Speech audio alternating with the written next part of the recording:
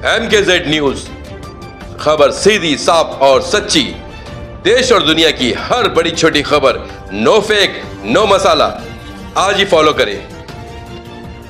50 मधून आज RPI ए च्या माध्यमातून आज उमेदवार घोषित करण्यात आलेला आहे आणि आपण बघताय की आता महानगरपालिका निवडणुकीच्या या रिंगणामध्ये आपल्याला RPIचे हे महिला उमेदवार आहेत आणि त्यांना एकत्रित आज चिन्हही भेटलेलं आहे। आपण बघू शकता की त्यांचं चिन्ह गॅसचा बाटला आहे आणि आज या चिन्हाला घेऊन आता ते पुढे जाणार आहे। आपल्यासोबत राष्ट्रीय अध्यक्ष दीपक भाऊ निकालजे आहेत, आपण थोडक्यात त्यांच्याकडनं जाणून घेतोय। भाऊ, काय सांगाल एकंदरीत आज आपल्या उमेदवाराला चिन्ह घोषित झाले? प्रथम PA लोखंडे मार्गच्या सर्व जनतेला जय भीम।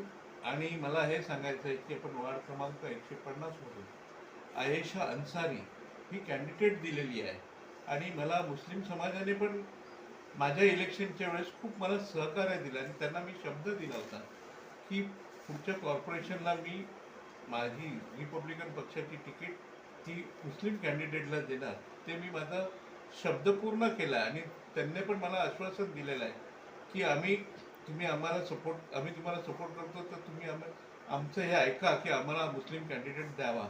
तर मी माझं हे काम पूर्ण केलेलं आहे आणि मला आता तुम्हाला एक सगळ्यांना रिक्वेस्ट करायची आहे की PA लोखंडी मार्गची मुलगी ही आपली बेटी आहे, तिचा निशाणी आहे गॅस सिलेंडर, तर आपण सगळ्यांनी तिला आशीर्वाद द्यावा ही आपल्या सर्वांना विनंती आहे। जय भीम, जय भारत, जय महाराष्ट्र। PL लोखंडे मार्ग वार्ड क्रमांक 150 से रिपब्लिकन पार्टी ऑफ इंडिया ने आयशा अंसारी को उम्मीदवारी दी, जिससे वहां के स्थानिक लोगों का विकास करने का निर्णय लिया और उन्होंने उनकी पार्टी के राष्ट्रीय अध्यक्ष दीपक भाऊ को निराश नहीं होने के लिए, जिससे पार्टी बदनाम हो, मैं वैसा काम नहीं करूंगी, जो भी काम करूंगी पार्टी वर्गों को साथ में लेकर करूंगी, ऐसा उनका कहना है। स्वतः कैंडिडेट है, जिस तरीके से आपको चिन्ह मिला है, आगे की तैयारी अभी कैसे रहेगी, क्या मुद्दों को लेकर आप लोगों के बीच में जाने वाले हैं? सबसे पहले तो सबका अस्सलाम वालेकुम, जय भीम जय भीम। मेरा एक ही मुद्दा है, एजुकेशन और हेल्थ। गटर नाली तो ऑलरेडी सभी करते हैं, लेकिन कुछ बदलाव होना चाहिए। दीपक भाऊ ने मुझे इतना बड़ा मौका दिया है, मैं उनकी वादों पे ज़रूर खरे उतरूंगी और जितना भी हो सकेगा हम ज़रूर करेंगे पार्टी के लिए। और पार्टी के जितने भी कार्यकर्ता है उनको लेके चलना है और जितने भी लोग हैं उन सबके साथ मिलके सब अपना आशीर्वाद दीजिए।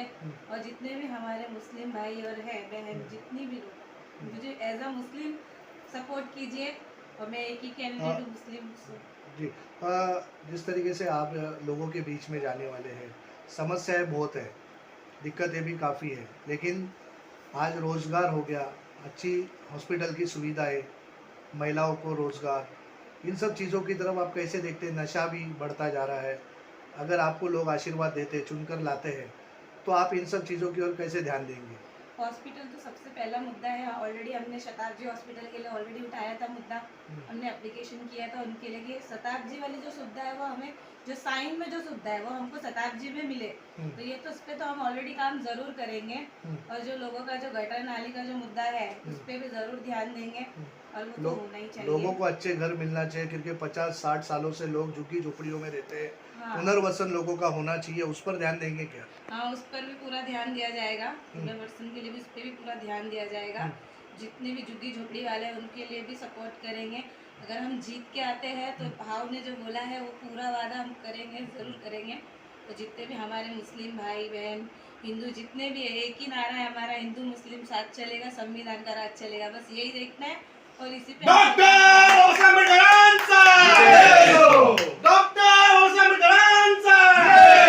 छत्रपती शिवाजी महाराजांचा, Republican party of India, Deepak भाऊ आगे बढ़ो, हम तुम्हारे साथ हैं, सुनीता ताई आगे बढ़ो, हम तुम्हारे साथ हैं।